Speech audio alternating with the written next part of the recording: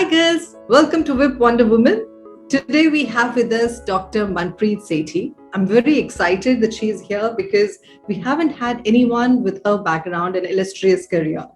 Welcome, Manpreet. Thank you so much, Mandeep. Thank you for having me. Okay, so I want to introduce you to all the women at WiP. Dr. Manpreet Sethi is a distinguished fellow at the Center for Air Power Studies, which is a strategic national security think tank in the capital, New Delhi. She is part of the India's track to diplomacy, explaining and defending India's nuclear policies at relevant events across the world, at United Nations, at Washington, D.C., at Moscow, Beijing, in Europe and South East Asia. She's the globetrotter that we all wanted to be, and she's doing that. Her extensive work on all nuclear issues, ranging from nuclear energy and strategy to non-proliferation, arms control and disarmament, is all that she does. She has 8 books on the subject to her credit, and she has more than 100 articles and continues to write in all the national and international journals. She has received lots of awards for her stellar work, notably the K. Subramania Award that she got in 2015 for her being a scholar for excellence in strategic and security studies. In 2020, she got received a commendation from the Chief of Air Staff, and more recently, I'll just mention those two, that she has received the Commander-in-Chief, the Strategic Forces Command commendation card and badge, and from the Director General of the Center for Air Power Studies. Anyway, congratulations and welcome again. Thank you so much. I'm always curious to know, and so I'm going to start with the first question, that what did you want to be when you were a little girl? Frankly, I had no grand plans in my mind about, what I wanted to be. I had a lot of love for books, and I just wanted to be somewhere where I would be surrounded by books. And I feel my life has been like a conspiracy of circumstances that I landed up where I thought I should, which is surrounded by books. So there was no great clarity about what I wanted to do in life. But I'm just so happy with where I've landed myself. I mean, it's an amazing career, but for all the women at WiP, I would love to tell you that Manpreet got married at 22, and she was a mother by 25, but she joined JNU just after her marriage to do international, for her M.Phil in international studies, and then ended up doing a Ph.D. for 6 years. And this is amazing. I'm so impressed with the thing. What led to this decision of doing a Ph.D. after marriage? I think I need to credit my husband for that. He's the one who found that I had an academic bent of mind. Okay. Because before we got married, I had already completed my master's in political science. Okay. And because my father was always very encouraging and wanted me to seek out opportunities where I could find them, I had also done a course in Spanish interpretership and in journalism. Okay. So when we got married, I was working as a press advisor to the Embassy of Nicaragua. But since I was getting married into the services, into the defense services, I had to quit my job, which was in a foreign mission. And I had joined something else, which I was not finding very interesting. And that's when my husband encouraged me. As I said, I mean, there was a conspiracy of circumstances that we were in a place which was very close to JNU. Sure. So the distance was not a deterrent. And he just then encouraged me to start my M.Phil, and one thing led to the other, and I managed to do my Ph.D. I'm also, very grateful to my guide, who was a very, very, a person who encouraged me through this journey, because as a young wife, there are many other priorities and, things take their course. So I had just finished my M.Phil when my son was born. So my Ph.D. is actually as old as he is today. And my guide was kind enough to, give me opportunities where he would say, send me your chapter. And then when your son is sleeping, just give me a call and I'll come by and I'll help you to, refine that further. So, people like this have enabled the journey to be what it has been. Looking back, which is the hardest phase for you in terms of the time that you were studying, when your child was little, being a naval officer's wife? And when you look back, was it the job later, or working sometimes part-time and full-time, or when he was little, or in crucial years of 10th and 12th? Which was your hardest phase? So life is all about juggling a lot of roles, and it depends on, where you are at that moment. So when I was a young naval wife, I was called into this fraternity, and I had to, live up to my commitments that were necessary at that moment as a naval wife. Besides, of course, my own studies that were going on. And then 3 years into our marriage, our son came along. So of course, he had to be taken care of. And I always feel if one can just prioritize for the particular time phase that you are in, things are possible. So it doesn't have to be a choice between one or the other. I think women are master jugglers in anywhere. There are always many balls in the air that one has to take care of. And it happens if you have a certain clarity in your mind about what has to take priority at one time. So with the support of all the people around me, my family, etc., it wasn't such a tough journey. Very, very kind of you to say that. Not many women outside the defense forces know about the kind of, the wives' welfare associations that the Navy, Army, etc. have. As a boss man's wife, you were building a very engaging community and doing a lot for them, very meaningful work. When you look back now, what do you see as, what came out of that for you personally, and obviously for the community that you added value to?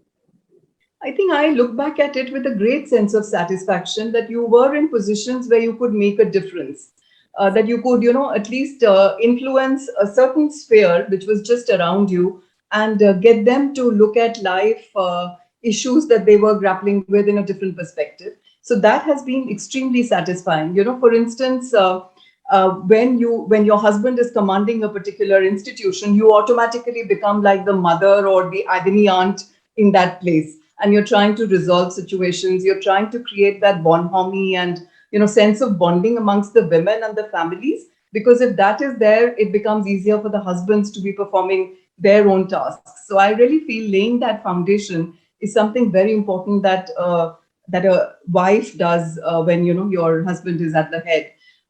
And my sense of satisfaction sometimes comes from especially the women who were coming from rather rural backgrounds, who would not even raise their eyes to look at you when they were speaking. And over 2 years of engagement with them, gently trying to open them up. By the end of it, I mean, when we left, they were anchoring the program. They were, being able to stand up there and speak in front of an audience, which I thought, I mean, there was some contribution that one made in terms of gently getting them to come out of their shell. I also always used to tell women, you don't have to be unidimensional. You can have it all. Again, time management is extremely important. And you don't have to feel guilty about giving time for yourself, that you are as important as anybody else in the family. And therefore, if you are happy and satisfied, you'll be able to bring that to the family. So never feel guilty about, you're putting yourself above others at some moments in time. In fact, the question of self-love is one of the things we keep telling all the women at WiP who are like high achievers, and we have to keep reminding them that that is also wonderful. But I think the Naval Wives Welfare Association, I think you did a lot of work for that, and I got to hear about it. So it was important that I ask you. Now, across the world, you have been globetrotting, and I know that national security, like a lot of other domains, was very kind of a male preserve, right? And women are now starting coming in. What are the kind of changes you've been seeing? This has been coming in my mind. Are there any countries who are doing much, much better and have a lot more women representation? What is your feel on it?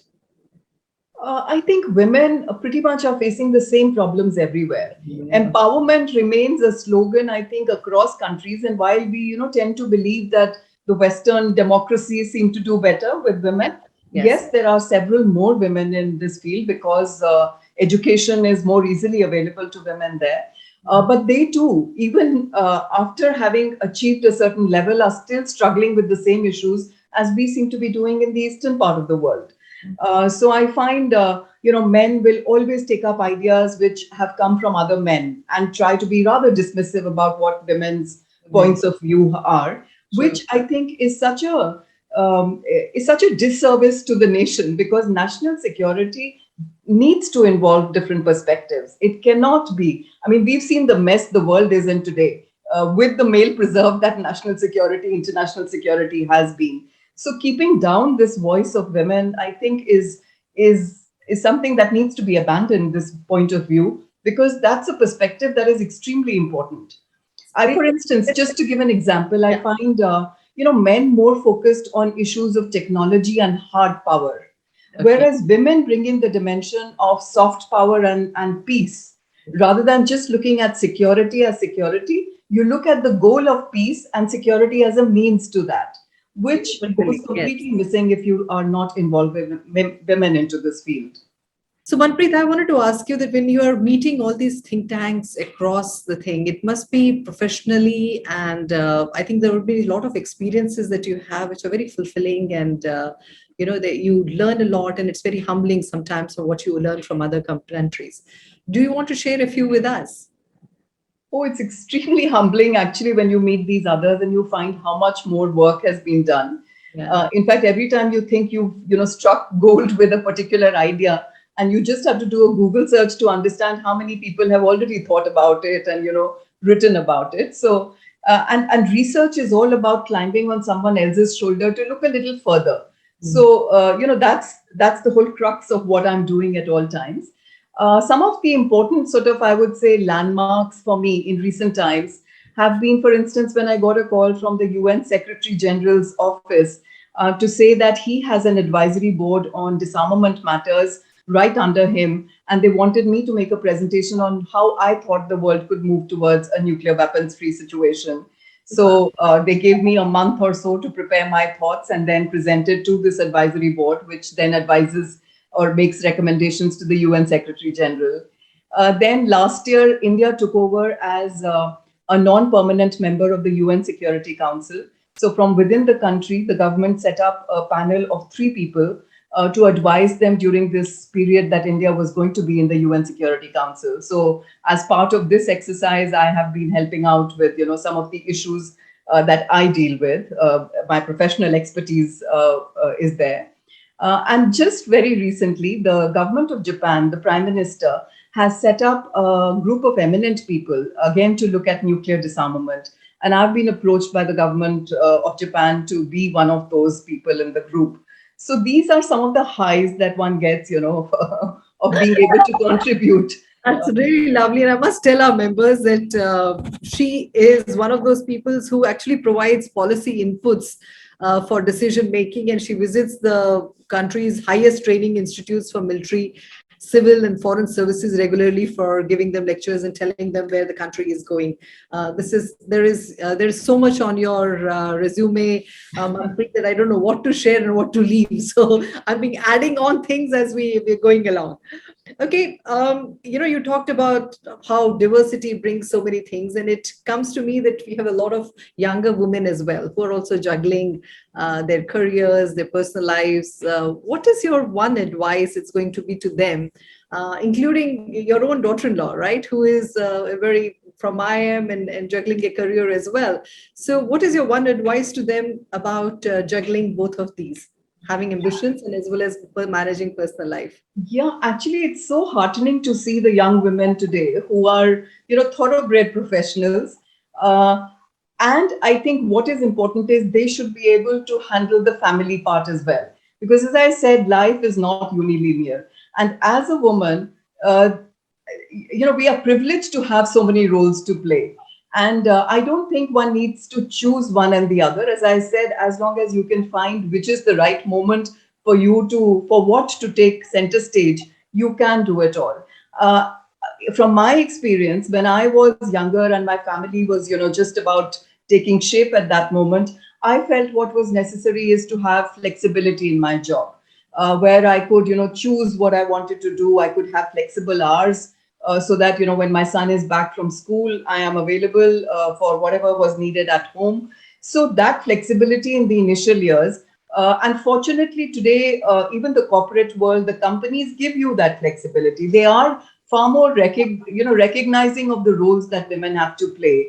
And that's a very happy development. And more women come into this field, greater is this recognition that you can, balance the two. And now when I am pretty much freed of my family responsibilities in some sense, I have the opportunity to sort of make my mark better by, traveling more than I could in the past, spending more time researching and writing. So, as I said, in different phases in life, you can choose what your priority is, and that freedom of choice should be with you. That should not be taken away. I think that's just so important. Well said. In fact, autonomy and flexibility are the two mantras that we tell corporates today, that if you can't have that for employees, you can't kind of hold on to them, to your best talent. And also, I want to say, Mandeep, I think you and I have recognized that we need to be easy on ourselves. You don't, I mean, you aim for perfection, but being second best is also okay. One doesn't have to be harsh on yourself all the time about, being that great achiever. So things fall in place over the long run. And yeah, some of us have been lucky to have a very good ecosystem in terms of very supportive families on both sides. And that has been, that's so important too. And never be shy of asking for help when you need it. that is true. Exactly. So I think all our members, we always ask this question: what is your success mantra? I think everybody has their own definition of what success is. But for me, if I look at it both professionally and personally, I think firstly, passion. Passion is extremely important to keep you going, particularly as you said, this is a male preserve.